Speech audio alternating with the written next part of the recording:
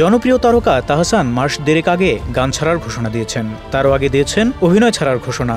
বন্ধ করে রেখেছেন নিজের মিলিয়ন মিলিয়ন অনুসারী সামাজিক যোগাযোগ মাধ্যমের প্ল্যাটফর্মও। এর মধ্যে হঠাৎ খবর রটে তাহসান খুব শিগগির কোনো রাজনৈতিক দলের সঙ্গে যুক্ত হবেন। তাকে দেখা যেতে পারে আগামী সংসদ নির্বাচনেও। কারণ তাহসান খানের মা অধ্যাপক জিন্নাতুন নেসা তাহমিদা বেগম জায়গা করে নিয়েছেন ইসির ৬ সদস্যের সার্চ কমিটিতে। এ নিয়ে সংবাদ মাধ্যমে কথা বলেন তাহসান। তিনি তখন বিষয়টি এড়িয়ে যাওয়ার অনুরোধ করেন। তবে ঢাকায় একটি উৎসবের উদ্বোধনে এসে হঠাৎ তাহসান রাজনীতিতে যুক্ত হওয়ার সেই প্রসঙ্গ নিয়ে কথা বললেন।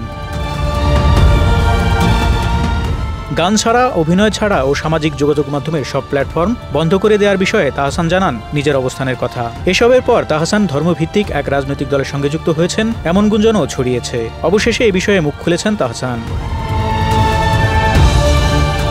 তাহসান বলেন, অস্ট্রেলিয়ার মেলবোর্নের কনসার্টে যখন গান ছাড়ার কথাটা বলেছি সে সময় খুব কম মানুষ ছিল। সেটা যে এভাবে সারা দেশে ছড়িয়ে যাবে ভাবিনি। অভিনয় থেকে জীবনে ধীরে ধীরে বিরতি নিয়েছি, সেভাবে গান থেকেও বিরতি নেব।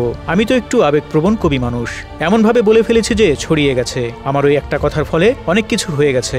একটা জায়গায় দেখলাম আমার ছবিতে টুপি দিয়ে একটি রাজনৈতিক দলের সঙ্গে জুড়ে দেওয়া হয়েছে, আমি নাকি রাজনীতি করছি।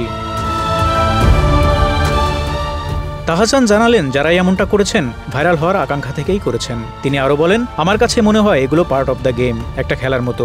এখন কিছু মানুষ ভাইরাল হওয়ার নেশায় থাকে, এটা পৃথিবী জুড়ে চলছে। এ কারণে খুব চিন্তা করে কথা বলতে হয়। কোন কথাটা নিয়ে কখন কি হয়ে যাবে এটা ভাবতে হয়।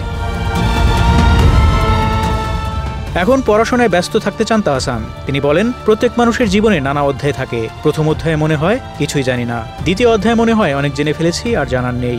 আমি ওই অধ্যায়ে ছিলাম। সম্প্রতি মনে হয়েছে জীবন ও জগৎ সম্পর্কে কিছুই জানি না, আমাকে আরও অনেক পড়াশোনা করতে হবে।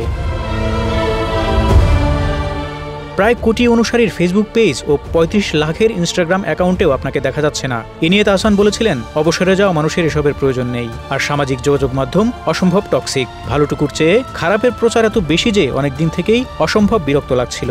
আমি চাই মানুষ আমাকে আস্তে আস্তে ভুলে যাক। সামাজিক যোগাযোগ মাধ্যমে থেকে গেলে তো ভুলতে সময় লাগবে। গান ও অভিনয় ছাড়ার বিষয়টি নিয়ে তাহসান ভক্তরা কষ্ট পেয়েছেন। এ নিয়ে সামাজিক যোগাযোগ মাধ্যমে তারা প্রতিক্রিয়াও ব্যক্ত করেছেন।